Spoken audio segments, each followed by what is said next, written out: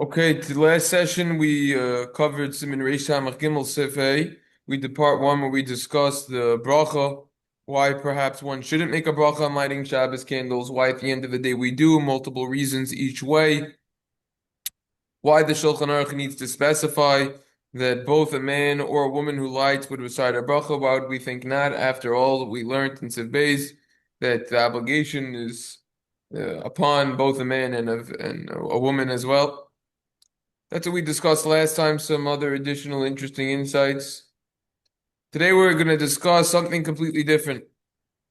We're going to discuss and we're going to have to figure out why a lot of times, or in all cases, women, they do this type of peekaboo. They put their hands over their eyes, they do. And then why do they do that when they light?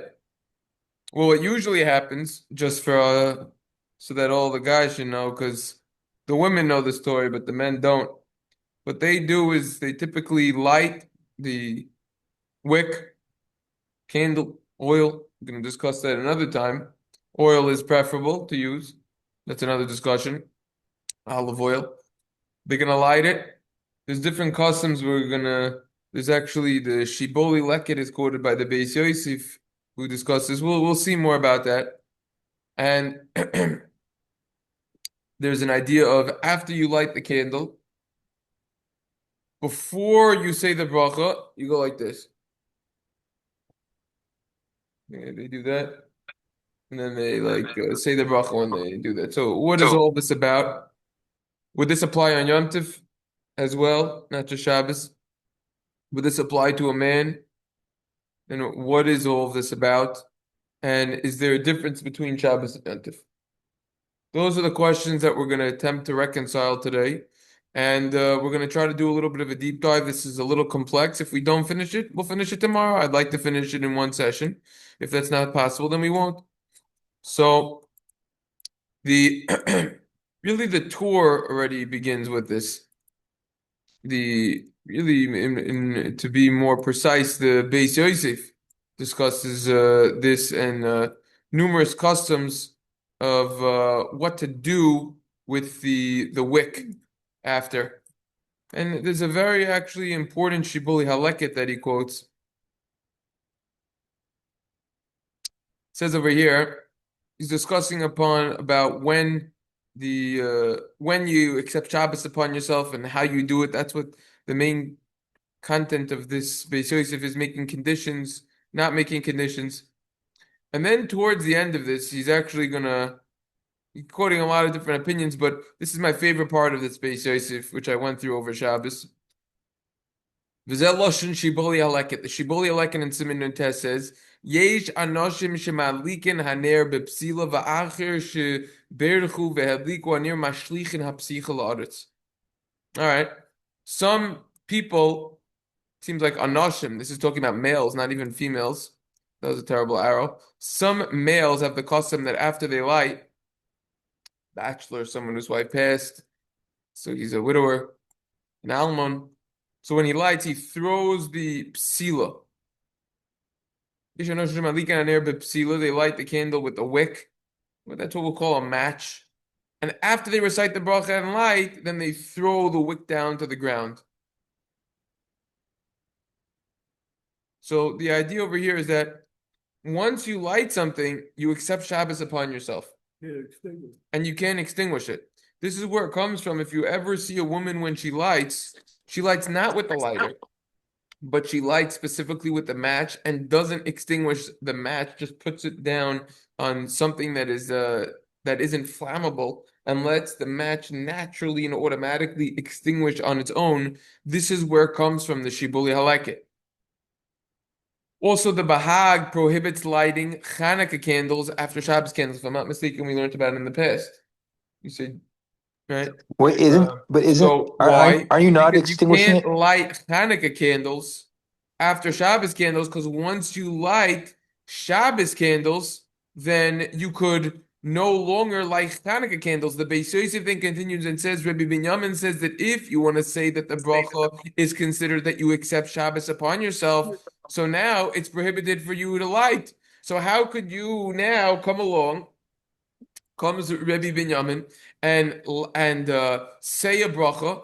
How could you say a bracha? Once you say a bracha, now you can't light because you accept the Shabbos upon yourself. So comes the Beis Yosef and says, Ev Shalom, it's possible to say that he holds that when you light the candle, that's accepting Shabbos upon yourself, like the Bahag. In other words, is it when you physically light the nair for Shabbos, when you light the wick and the oil, that's when you accept Shabbos? Or is it the actual bracha, when you recite the bracha, that's when you accept Shabbos?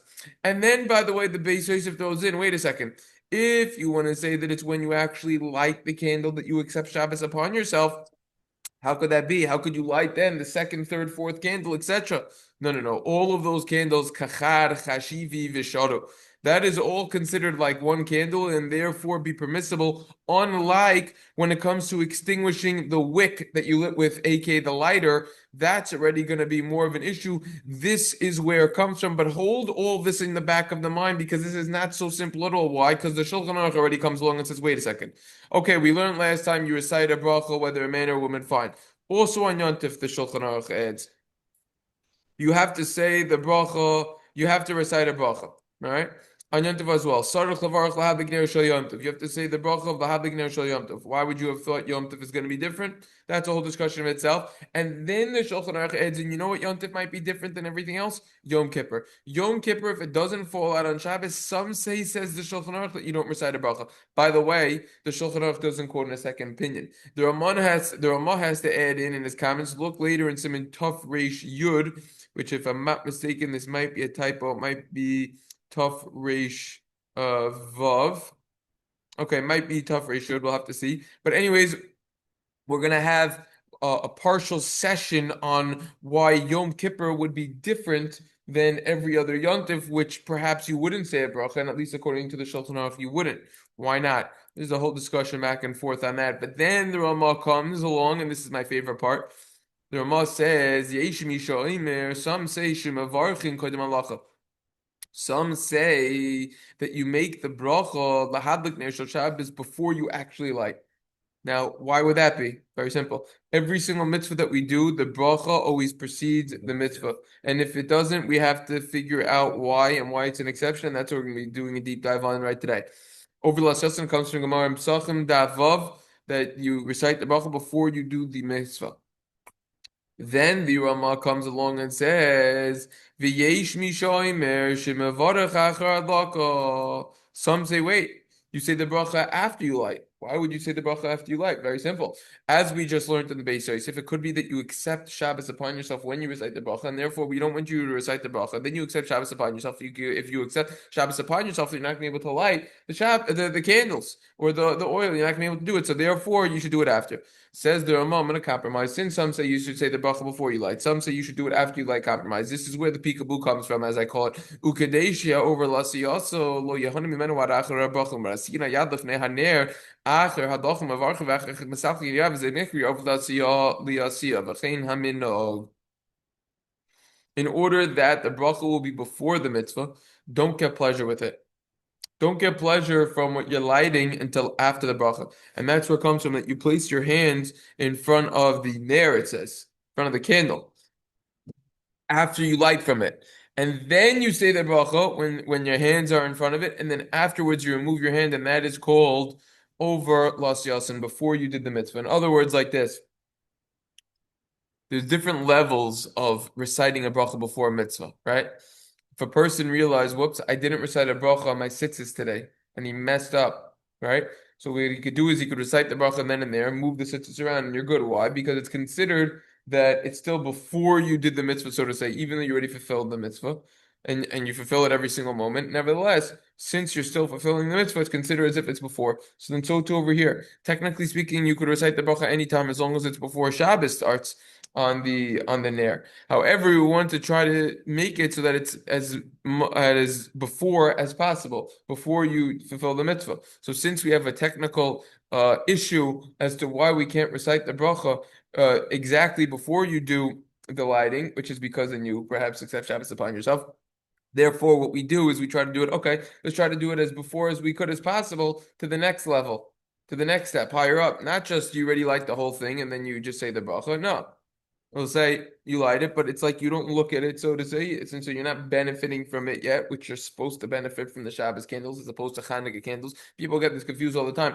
Hanukkah candles, you're not allowed to benefit from. Shabbos candles, you're specifically supposed to benefit from, right? The oil that you light. So therefore you put the hands on it before, and it's considered as if you didn't benefit from it yet, and it's considered as if it's before. It's still considered like an overlust yasin. We find this in other places as well, as we're going to be discussing today. This is the Ramah. The Ramah doesn't specify if there's a difference between if it's Shabbos Yontif, if it's a male, if it's a female. I will tell you right now, there's a difference if it's a male or a female. For males, this doesn't apply at all. Why? Because we do not accept Shabbos upon ourselves when we light, as opposed to women. Women do. And therefore that's why women have this halachic issue as opposed to us. We don't have this halachic issue. So therefore, anytime that a male would light, he would always, anytime a male would light, he would always recite the bracha first and then light. That's what a male would always do. Now, what But about why is that? Why does a woman accept Shabbos? And why is she We're going to learn is about that. Good question. So that's what we have to keep in mind right now. Now, there's no Taz over here, but there's a very important Magen Avram. This is what the Magen Avram already specifies. The truth of the matter is what we learned about. There's important Magen Avrams, but we're just doing a deep dive on this today. Then we'll catch up on the other ones on the Simon. The im tevarech kabbalah kibla Shabbos v'asur lahadlik. If she's going to make the bracha, she's going to accept Shabbos upon herself, and she's going to be prohibited to lie. Here's where everything gets spicy. That's what happens on Shabbos. Pay very attention because everything that we're going to be doing today is going to be built on this Magen Avram. V'im kain, consequently, if that's so, b'yom tov tevarech v'acher kach tadlik. On Yontif, what should a woman do? She should recite the bracha, and afterwards she should light. Why? Because Yom Tov, you're allowed to use a fire. If you're getting a fire from a pre-existing fire, you're allowed to use fire. Just like you're allowed to use fire to cook with, so too you're allowed to use fire for other purposes as well, unlike by Shabbos. So therefore, since you don't have this halachic issue on Yontif, says the Magen Avram, quoting the Drisha, or more precisely, the mother of the Drisha. We're going to call her Rebbitzin Drisha today. So therefore, the mother, the Drisha's mother, says, wait a second. On Yom Tif, this doesn't apply. So therefore, on any Yom Tif, what should happen is you should say the bracha and then you should light. Comes along the Magen Avram Aval Ein Chachma Leisha. Wow. Women aren't smart, says the Magen Avram. Don't listen to the Drisha's mama. Don't listen to her. Don't listen to rabbis in Drisha.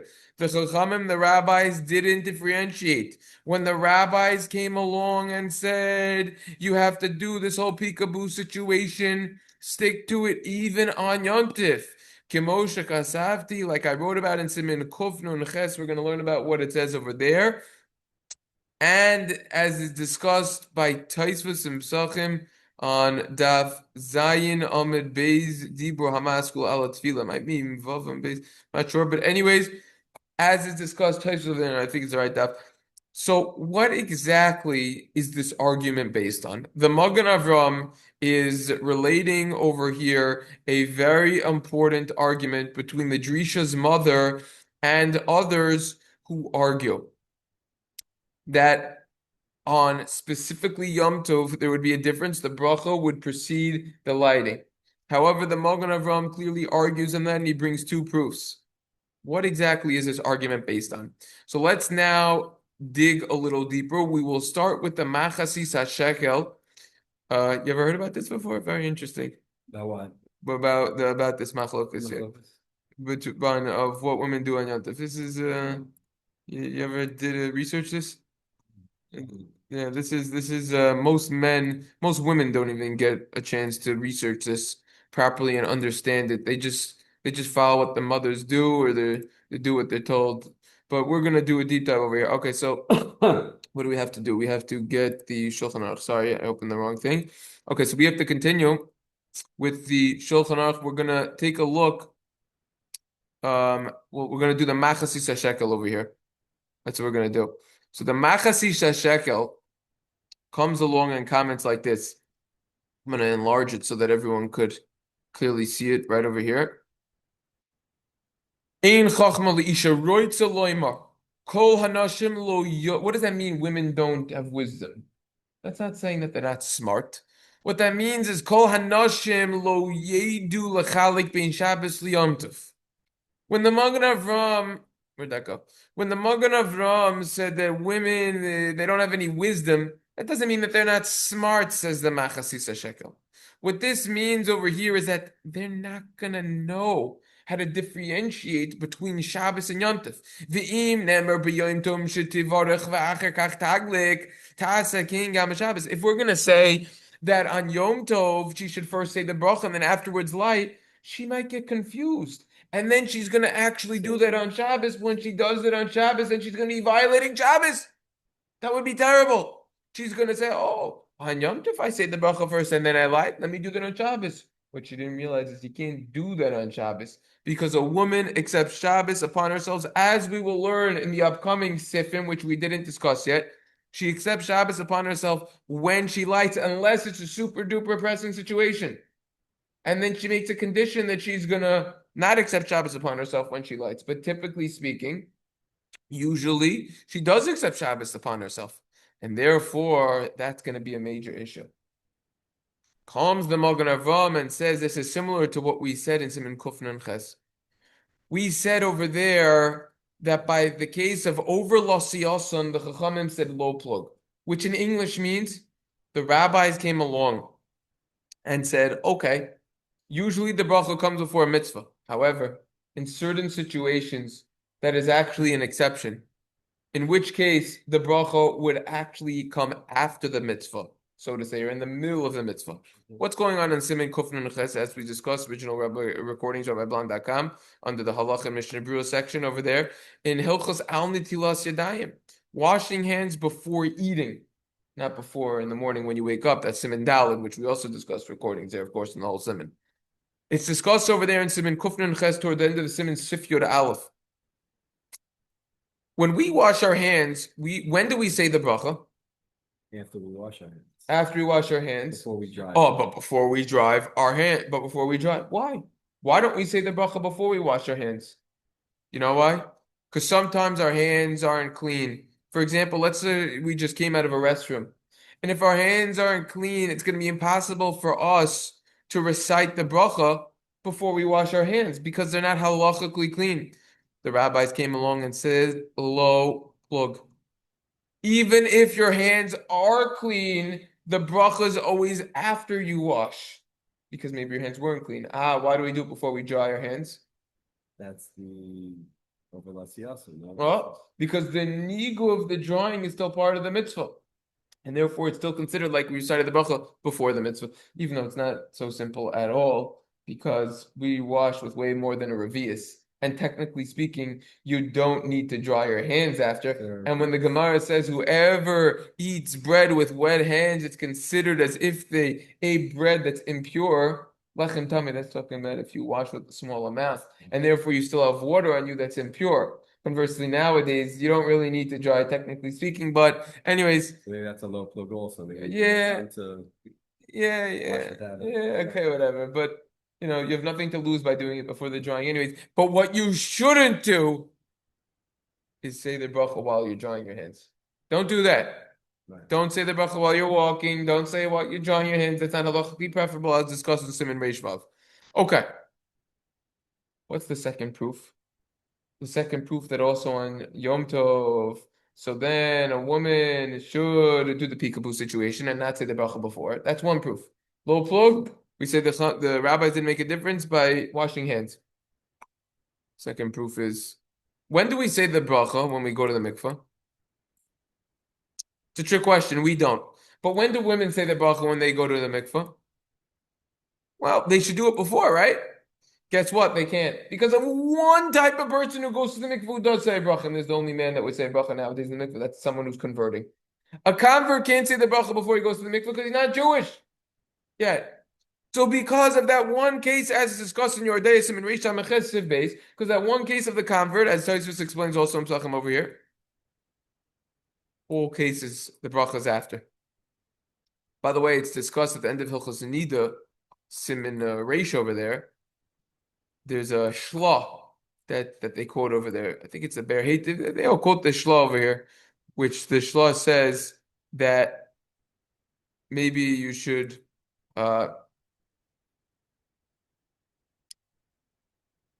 immerse yourself once in the mikvah, basically, then say the bracha and then go again. Yeah. No, for a woman. Something like that he goes into so that it's still considered like an over lesson. Don't just say the bracha totally after, maybe whatever. Anyways, he discusses that idea. So therefore, because of that one case, we see that all cases should be after, and they didn't differentiate. That's the low plug. That's the Magen Avram. The question arises. David, we good?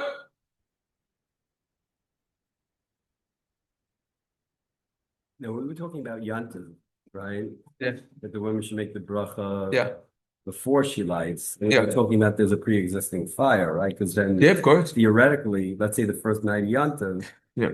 right? She makes the bracha and she's striking a match. She is, that would be the same problem. Right. Right. Correct. Correct. Double, we good?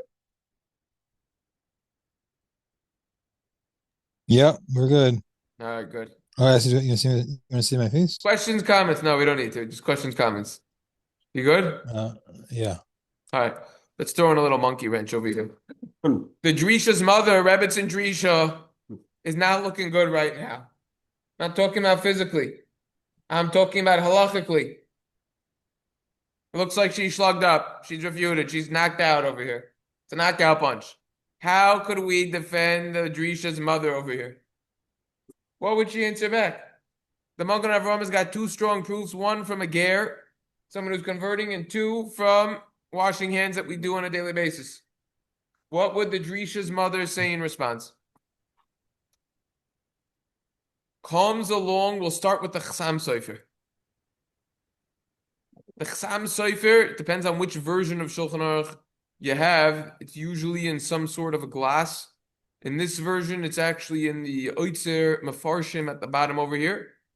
In the other Shulchan Aruch that I have, it's on the left-hand side, so it depends what version you're using. But it should be on the page of the Shulchan Aruch. Comes along the Chasam Sofer. What are you talking about? We already see by another type of lighting, the bracha is before the lighting, aka menorah and Chanukah. So just like we see the concept of by lighting, the bracha could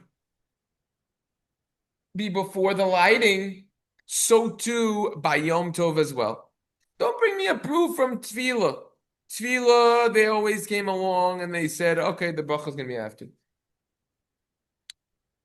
The reason why this is hard to understand is okay, that's true, but you could have still established a bracha after Tefillah, and you could have established a bracha before. You see the difference, okay? But the idea that Chasam Sofer is saying actually does make sense. Tefillah, if you think about it, when you go to the mikvah, you don't have another location in which we recite the bracha before Tefillah. You just have one scenario, meaning you have the general mikvah that women go to. When do they say the bracha? Okay, what could we learn from? We could learn from a convert. Convert says after. Could we learn from anywhere that you say the bracha before? No. But by candles, by lighting, we find, okay, Shabbos, we kind of do it after, we kind of do it before, we do the peekaboo.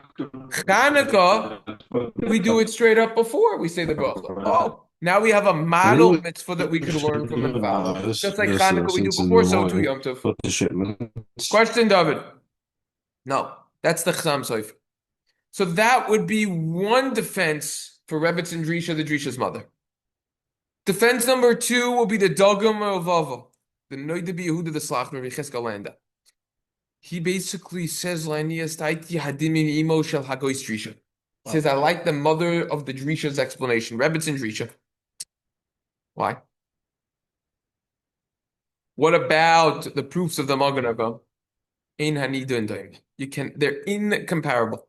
Over there, by washing your hands, guess what? You always wash after. Why? Because maybe the case of the bathroom. And the text of the bracha is always the same. Al Netilas Yadayim. It's always the same text. Also, when it comes for going to the mikveh, the text is always equivalent. It's the same exact text. And therefore, the rabbis say, oh, that's going to get confusing. Conversely, when it comes to lighting, the text is different. The Hadlik Ner Shel Shabbos is what we say on Shabbos versus on Yom Tov. What do we say? Yeah. And therefore, since the text, it's a textual difference, therefore the halacha is going to be completely different. And therefore, we don't need to worry that it's going to be confusing and that a woman might mess up. Because on Shabbos, she knows the Hadlik Ner Shel Shabbos, oh, peekaboo time. Conversely, on Yom Tov, where the text is Hadlik Ner Shel Yom Tov, therefore you don't need to worry about it getting too confusing, because it's a different text over there.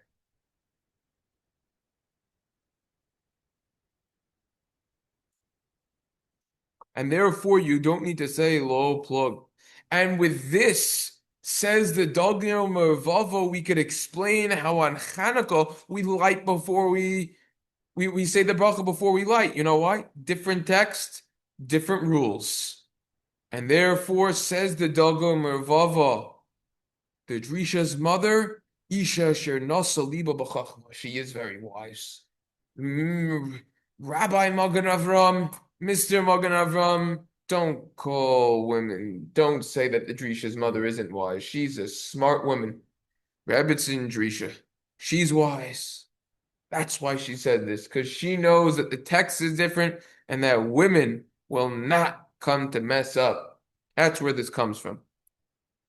That would be the defense for the Drisha's mother, all the way by the Chassam Sofer and the Dagel Mervava, two explanations and a beautiful defense system set up. The Prima Godim references this a little bit, goes into it, not so much.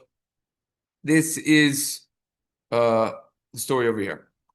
Comes along the Mishnah Berurah.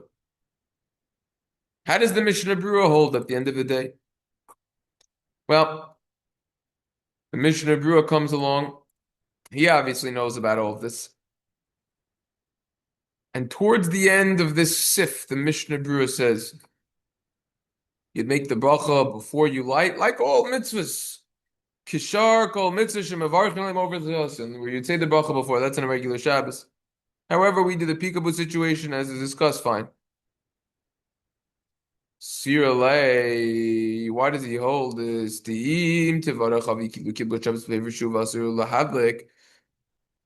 Excuse me, on Shabbos, the second opinion holds if you're going to lie, if you're going to recite the bracha, you accept Shabbos explicitly, and then you're not allowed to.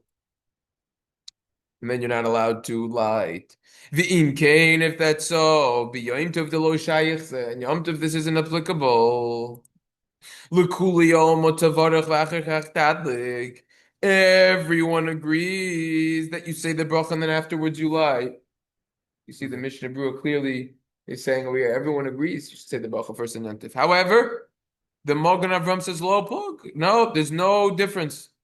There's no difference. You do the peekaboo on Yom Tov also. You don't say the bracha before because, as we discussed, people they're going to get confused. It's too confusing. Says the Mishnah Berurah, Haval. What does Haval mean? What does Haval really mean? We're not going like we just said. Right, we're not going like we just said. Haval means this is how we hold. I'm paskening. Harbe achroinim sfir lahu kemo shechasavnu mitchila. Many achronim hold like what we wrote originally, aka Supposed to say the bracha. right.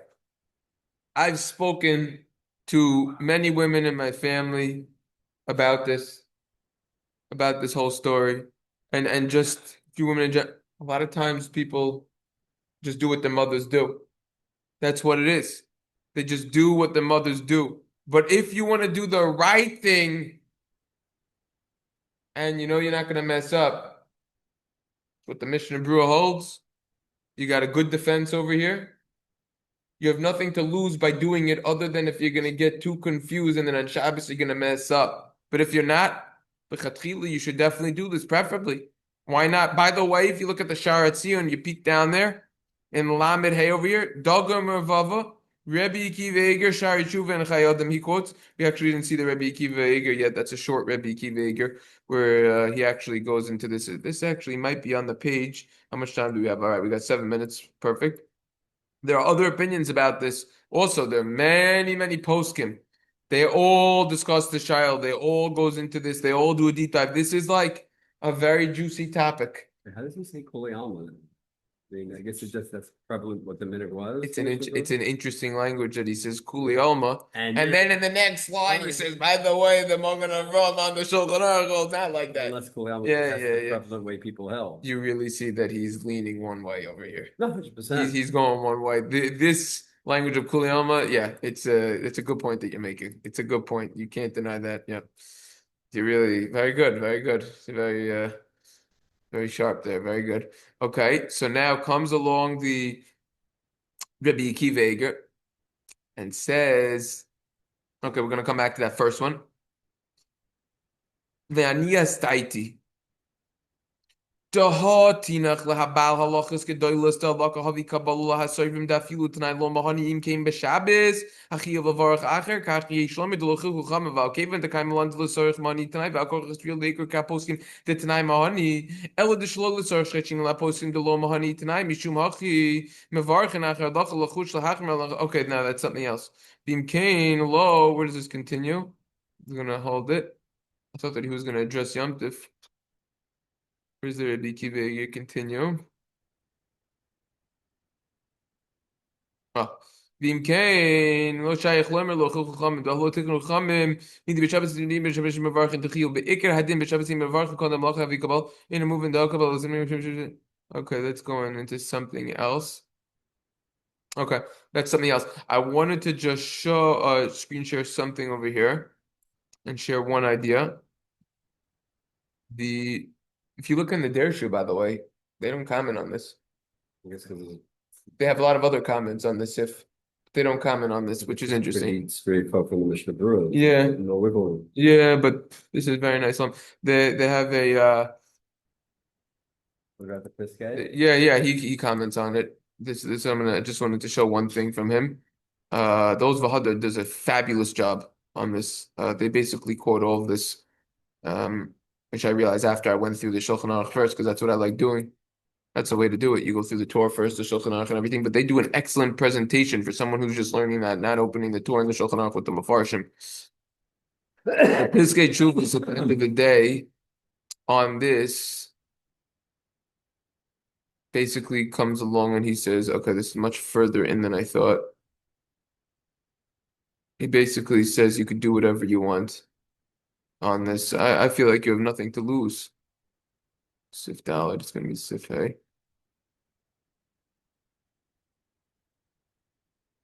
No, this is it already. Let me make this smaller. I think this is it already. This is Sif Hey, right? Yeah, Sif Hey. So he's going to comment on this. And he's going to say, yeah, he has a whole idea on this. He brings the different ideas, everything that we just saw. And then he says at the end of the day, will be Yom Tov. When Yom Tov falls out during the week, first of all, he says in Sfardi, for Sfardim, there's different customs if you go like the Shema or you just go like the Shulchan Aruch. Because the Shulchan Aruch didn't say you do the Peekaboo. The Shulchan Aruch, if we just remind ourselves, said that you do when you also in Yom Tov you say the bracha first.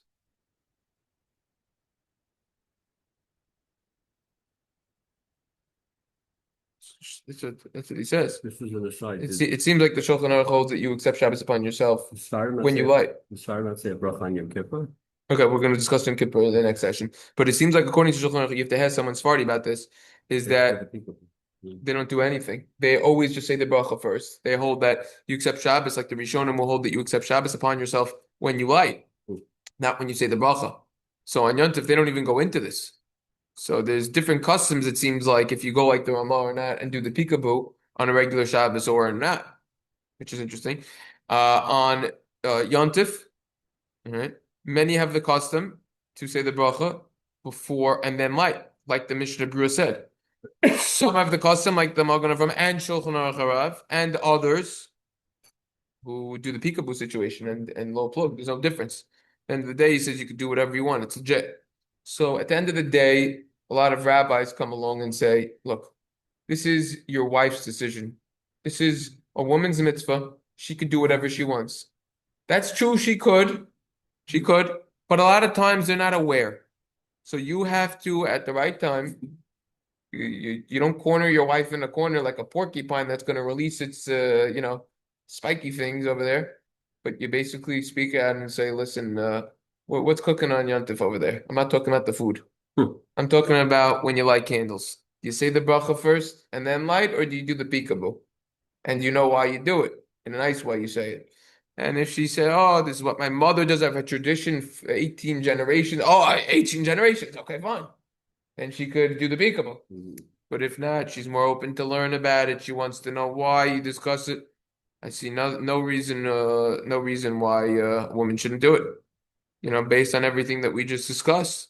You got good defense for the Derishas mother. You got the Mishnah Berurah coming out like that. You got a lot of Gedolim backing the Mishnah Berurah, including the Chassam Sofer and the Dagam Ravava, Rabbi Akiva Eiger. Apparently in another place, maybe it's in his Chuvas.